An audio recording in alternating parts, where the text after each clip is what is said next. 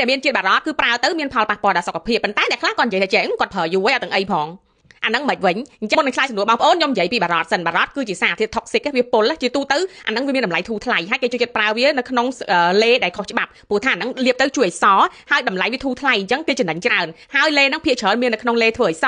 លេប្រឆាំងភាពចាស់មួយចំនួនហើយមិនថានៅស្រុកខ្មែរនៅស្រុកគេសហរដ្ឋអាមេរិកគេចាប់បានតញយនឹងលេដែលផលិតនៅអាស៊ីយើងនាំចូលទៅអាមេរិកយកទៅលក់ពេលគេធ្វើតេស្តទៅគឺមានបារ៉តនៅក្នុងហ្នឹងហើយការ2ឆ្នាំមុននៅញូហ្សេឡង់គេចឹងដែរមានលេនាំពីហ្វីលីពីនយកមកលក់នៅញូហ្សេឡង់ណាលេប្រទេសកតុយកពើតែពេលគេតេស្តទៅឃើញមានសារធាតុហ្នឹងដូចគ្នាមុននឹងឆ្លើយសំណួរបងប្អូនខ្ញុំនិយាយពីផលប៉ះពាល់បន្តិចសិននិយាយទៅ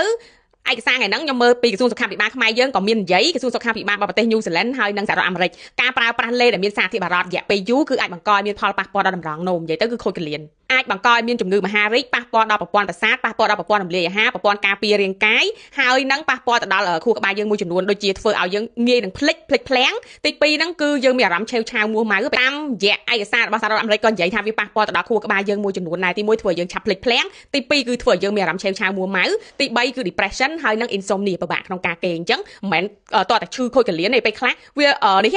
ដែរមើលរឿងចិន AI រឿងចិនអីលួចដាក់ថ្នាំពុលប្តីលួចដាក់ថ្នាំពុលអីដាក់ម្ដងតិចចិត្តហ្នឹងឈឺអត់ស្រួលខ្លួនខ្សោយហេវហត់អីចឹងណាតែពិតម្នាក់នោះលួចដាក់ថ្នាំពុលអីចឹងនៅពេលដែលយើងប្រើគ្រីមបែបហ្នឹងវាពុលខ្លួនឯងម្ដងតិចហើយយើងរកមុខអត់ឃើញទេអត់ដឹងថាមកពីអីទេតាមពិតមកពីអាគ្រីមហ្នឹងឯងតាមរយៈ WHO បាននិយាយថាចំនួនបារ៉តហ្នឹងគឺអត់សុវត្ថិភាពទេចំនួនប៉ុណ្ណាក៏ដោយ no safe level of mercury exposure បងប្អូនវិញដែលអ្នកខ្លះក៏ឆ្ងល់ឡើងឃើញគេប្រើយូរហើយអ្នកខ្លះខ្ញុំឃើញប្រើលេ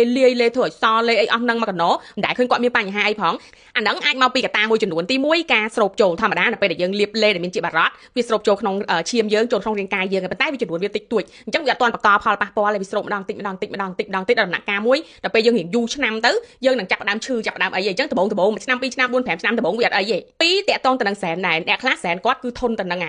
បារ៉តនឹងដែរដល់ពេលអញ្ចឹងទៅទោះបីរាងកាយគាត់មានរៀងច្រើនមែនប៉ុន្តែគាត់ដូចជាអត់ទាន់ឃើញមានសញ្ញាទេបើអ្នកខ្លះរៀងខ្សោយគាត់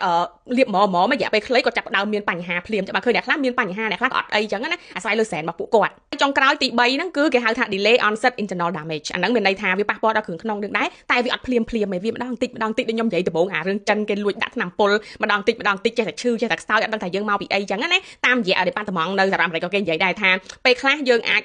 រាងកាយយើងរៀងខ្សោយមានឈឺច្រើនហើយយើងអត់ដឹងថាយើងមកពីអីដូចជាគេរៀបរាប់មាន depression ពិបាកគេងអត់សូវការចងចាំហ្នឹងពេលខ្លះជាជំងឺផ្សេងទៅតែពេលខ្លះអាចមកពីគ្រីមនឹងដែរហើយយើងរកមុខអត់ឃើញទេ